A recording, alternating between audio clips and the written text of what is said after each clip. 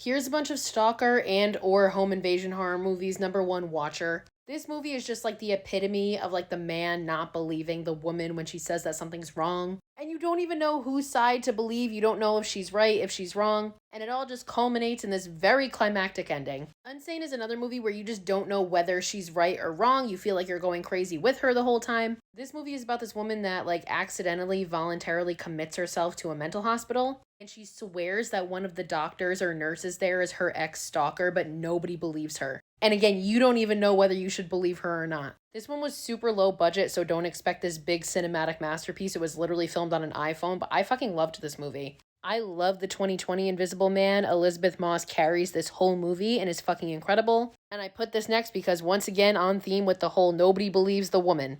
And it's so frustrating, but at the end it is just so satisfying.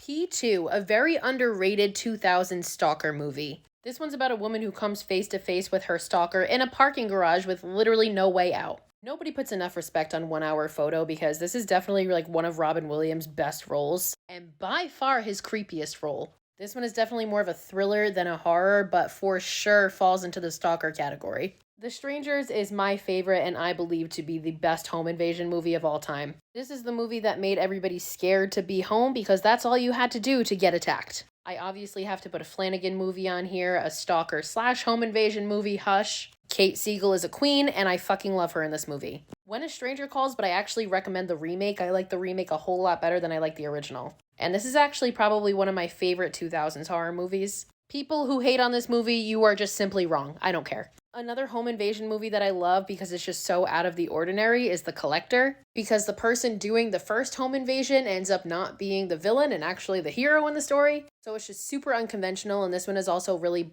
gory if you're into that. If you're not, then probably don't watch it. I can't talk about home invasion horror movies without talking about Your Next. This is a personal favorite, and I think that Erin is like one of the most badass final girls of all time.